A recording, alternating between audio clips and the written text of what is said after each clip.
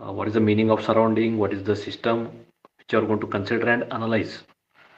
That thing they have given. And for control surface or control volumes, they have given the what is the boundary which separates both system and surroundings. So that we call it as a boundary. So for a open system, there is a mass flow exchange will be there always.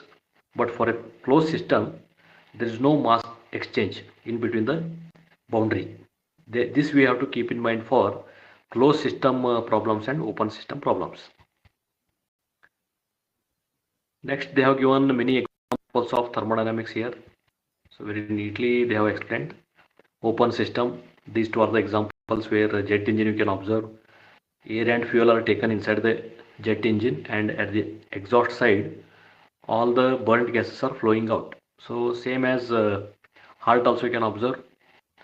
Okay, so to the heart you can see it looks like a open system. Blood is coming and pumping out. But as a system of nervous system and heart, if you consider, we can consider as a boundary of complete body, and we can consider it as a closed system also, where blood is not flowing outside the boundary. Like that, where you consider the boundary is very important. From that point of view, we define which type of analysis we are going to do for the systems. So here also they have taken one example of a closed system where mass is completely closed here with the two valves. So whenever intake and exhaust of gases takes place, then it becomes a open system. So these all explanations you can write for definitions or different examples. So where to select the boundary, so this is very important here. So these things you can read first. Okay, after this, coming to our main focus, that is analyzing the problems and other things. Before that, we need to understand heat and work interaction. Just a minute. Sixth page.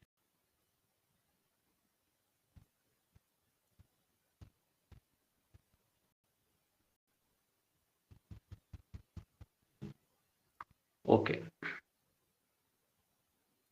So next, these are the some definitions in our syllabus. That is property, state,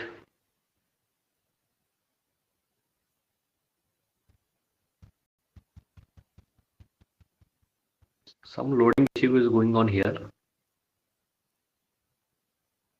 Okay. So this you can observe property, state and process. This process is very important in entire syllabus or any chapter. If you consider this process of the given cycle, or how many processes are going to complete the cycle, and that equation of the process is very important.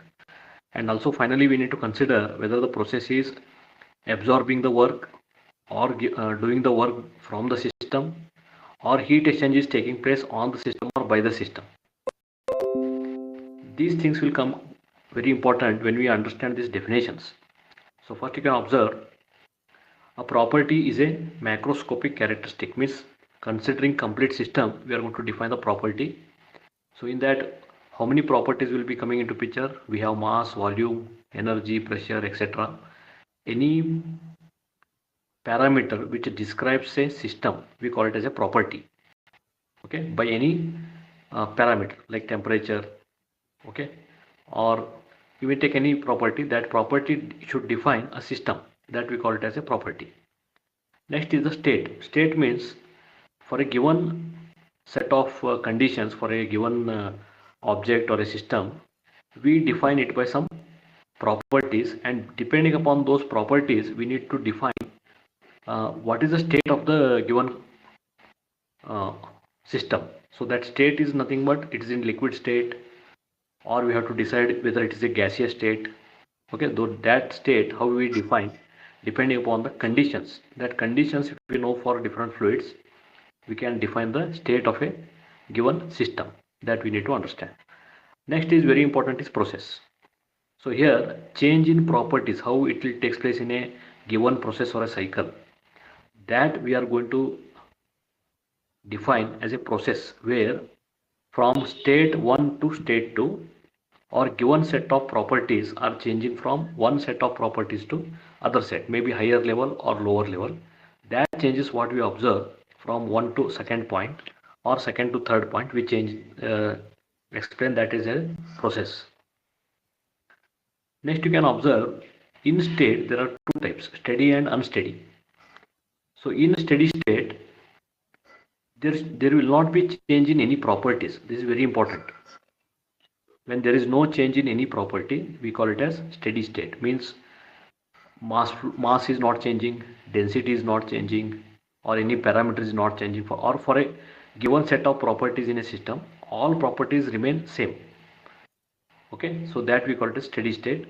If any properties are changing or the parameters are changing in a given system, then we call it as an unsteady state. So these are some definitions. Detailed explanation examples all are given here very neatly that you can go through. Next is the extensive and intensive properties.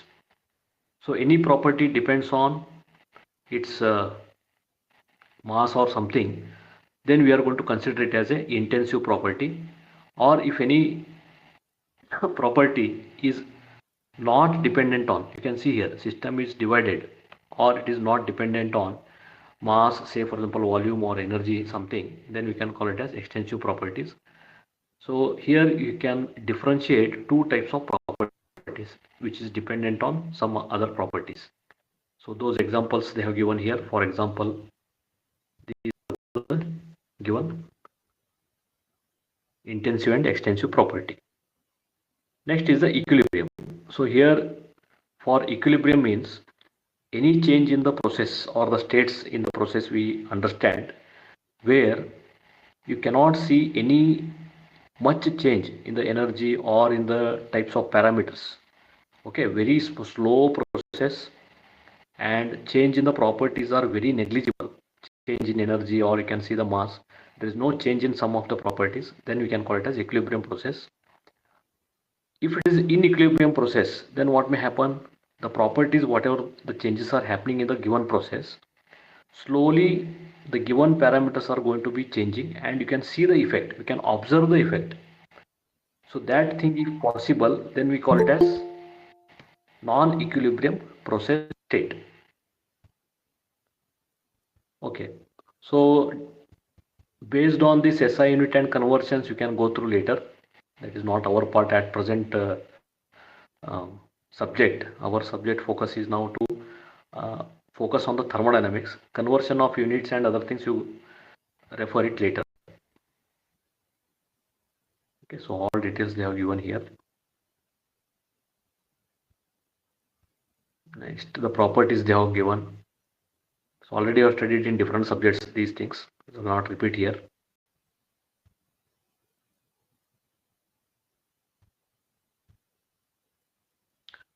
So I hope many properties and these parameters you have studied in fluid mechanics or measurement subject. Okay. Okay. Next is the zeroth law. Before going to first law, zeroth law, all have understood this zeroth law. That is, whenever three bodies are there, if out of three bodies, if any two are in equilibrium or which are two having same temperatures, then we call, okay, with each other. And if second is equilibrium with third or first is in equilibrium with third one, then all three bodies will be having equilibrium state. So that thermal equilibrium, temperature, based on temperature if you talk, that thermal equilibrium we take it as zeroth law of thermodynamics. So for that you can draw a simple sketch of three bodies and you can say one and third, second and third are in equilibrium. So third is equilibrium with all the other bodies, or first and second is also equilibrium with third. Like that you can explain. Next is the thermometer. So in this we have different types of units.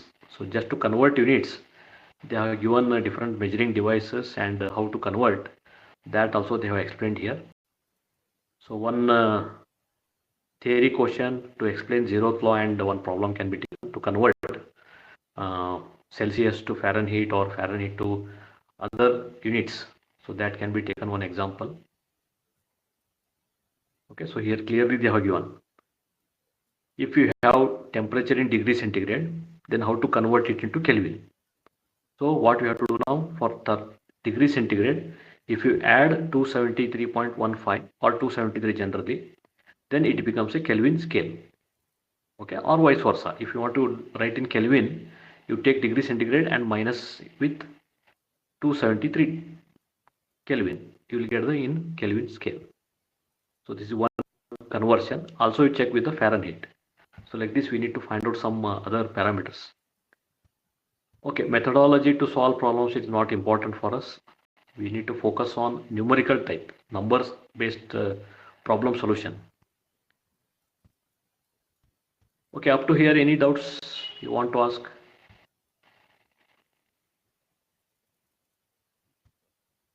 So many unsolved problems are there. Just for reference or understanding, you can refer the images. Okay. Okay. Now, first law I can observe. Anyone can define first law? What is first law of thermodynamics? Yes. Any idea?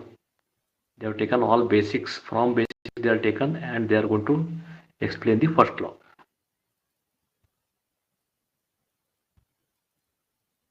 Yes.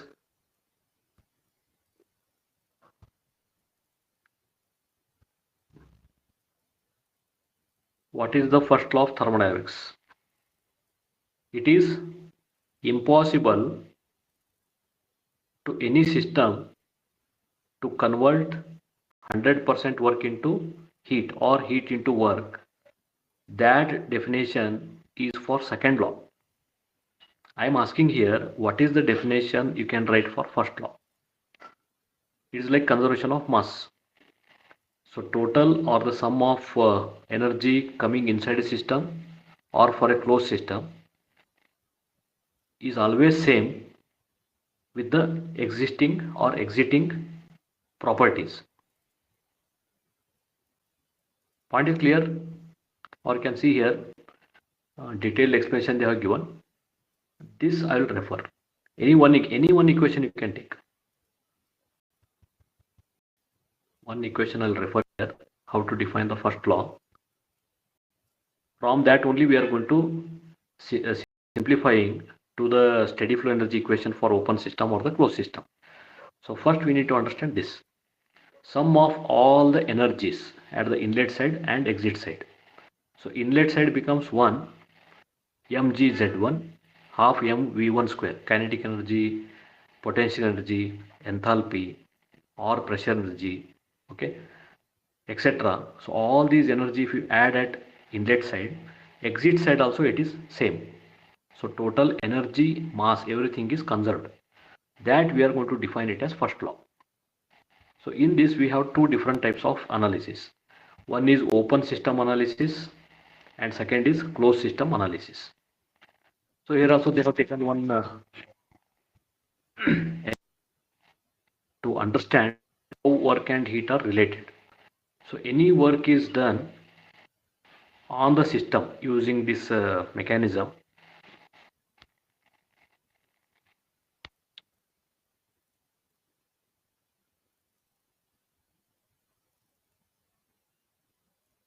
Where we have stopped?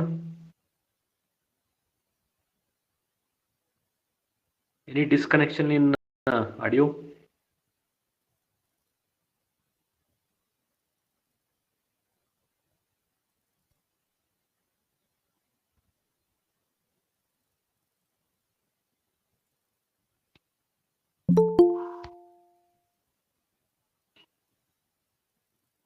Okay, in this system you can see how energy form is going to change.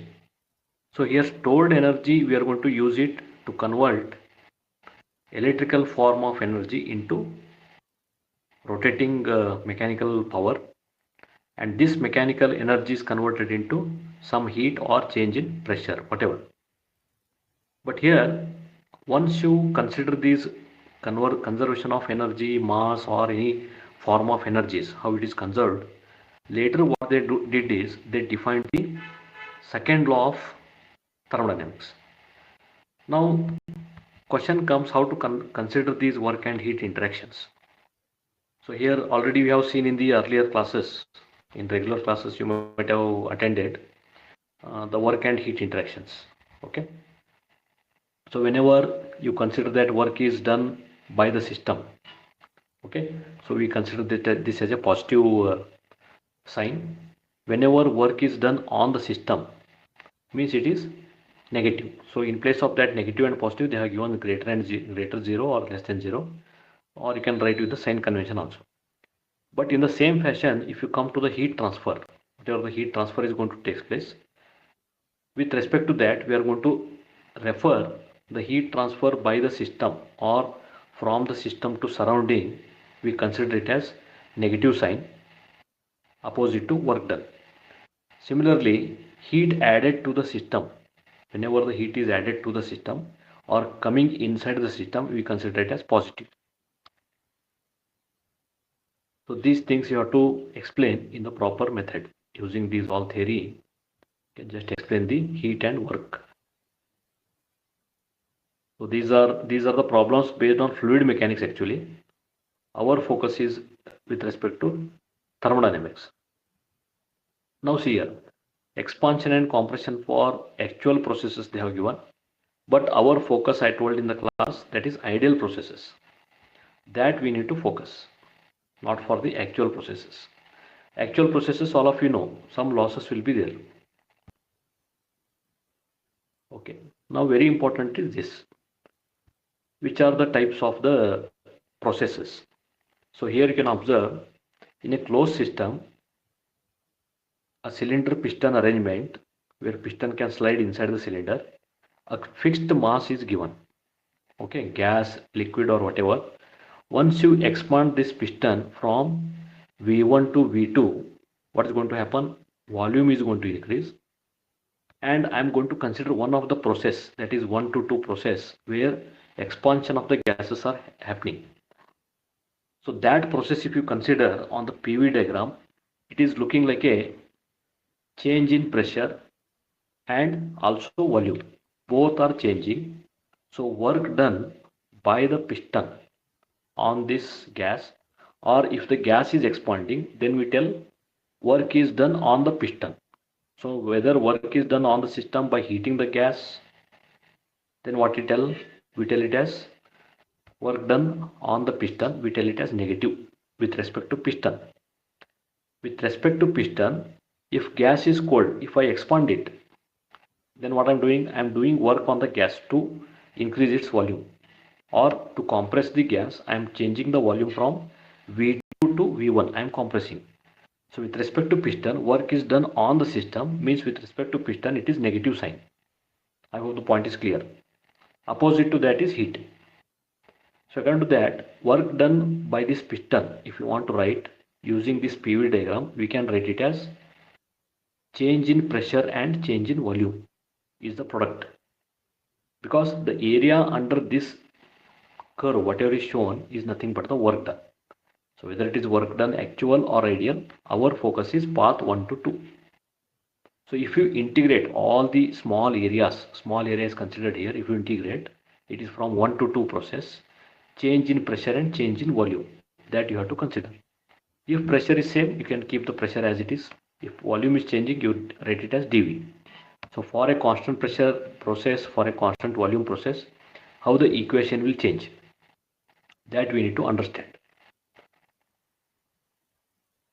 Okay, so here you can observe polytropic process is also explained here.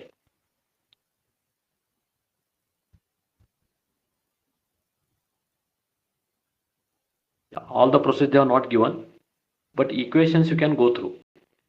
What is constant pressure process? That is integration or PdV. dV means V2 minus V1.